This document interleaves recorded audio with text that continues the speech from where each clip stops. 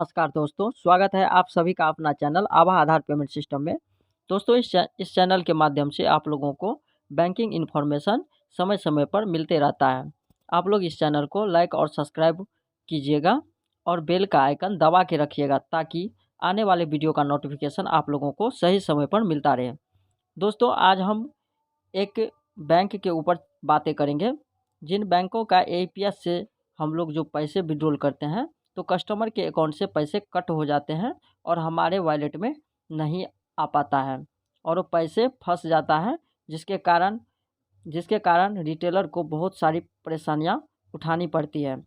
दोस्तों आज 2 दिनों से स्टेट बैंक ऑफ इंडिया का सर्वर बहुत ही स्लो रहता है और हम लोग जब भी अपने किसी भी एईपीएस पोर्टल से स्टेट बैंक ऑफ इंडिया का निकासी करते हैं तो होता क्या है कि कस्टमर के अकाउंट से पैसे कट हो जाते हैं और हमारे वॉलेट में नहीं आते हैं।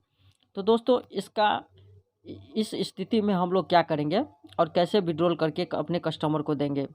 तो दोस्तों इसका विड्रॉल करने का कोई दूसरा उपाय नहीं है कि जब तक आधार सर्वर किसी भी बैंक में अगर काम नहीं करता है तो हम लोग जैसे एईपीएस के द्वारा किसी भी कस्टमर का बैलेंस विड्रॉल करके नहीं दे सकते हैं। तो दोस्तों इसके लिए क्या करना पड़ेगा? दोस्तों इसके लिए करना क्या पड़ेगा कि जिस भी पोर्टल से आप किसी भी कस्टमर का स्टेट बैंक ऑफ इंडिया में से पैसा को विड्रॉल करते हैं तो पहले उसको जैसे चेक कर ले कि जो उस बैंक में सर्वर है या नहीं है।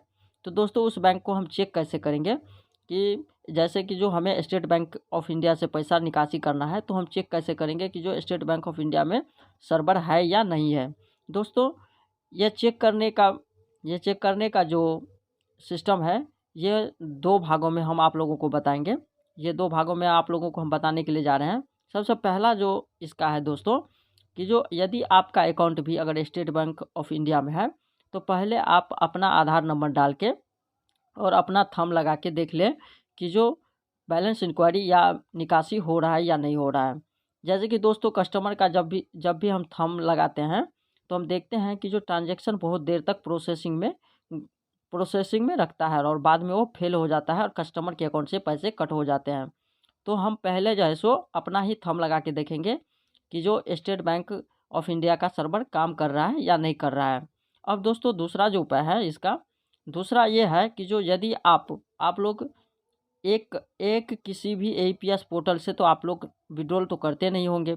आप लोगों के पास ढेर सारे एईपीएस पोर्टल होंगे, जैसे पे नियर बाय हो गया, इजी पे हो गया, स्पाइस मनी हो गया, एयरटेल मित्रा हो गया, उसके बाद फिनो मित्रा हो गया।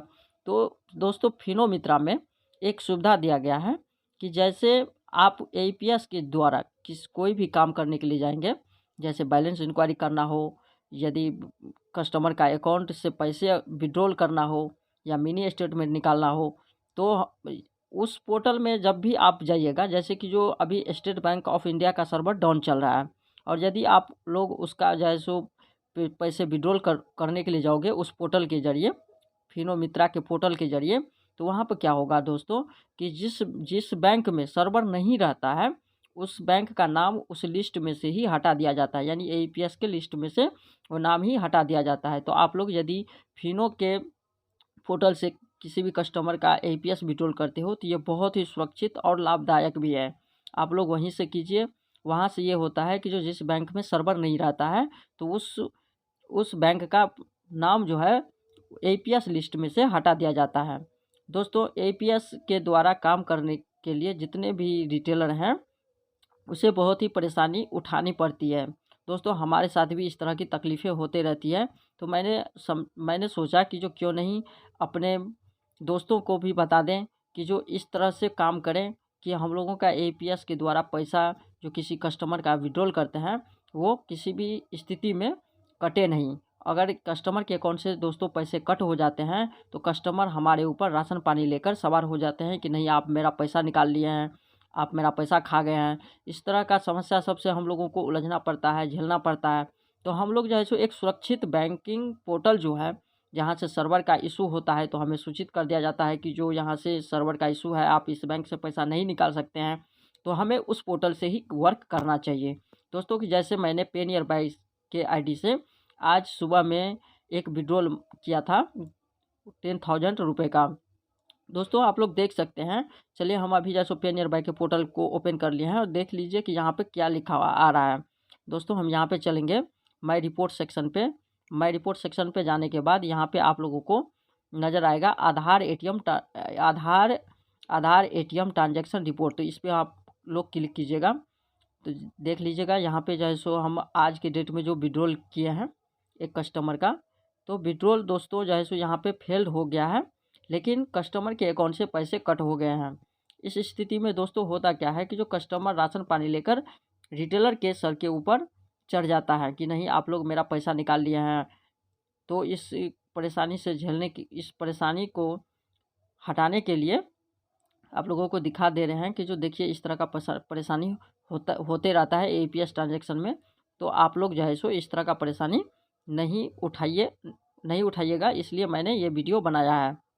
देख लीजिए दोस्तों यहाँ पे लिखा हुआ है customer bank system is currently unable for transaction processing.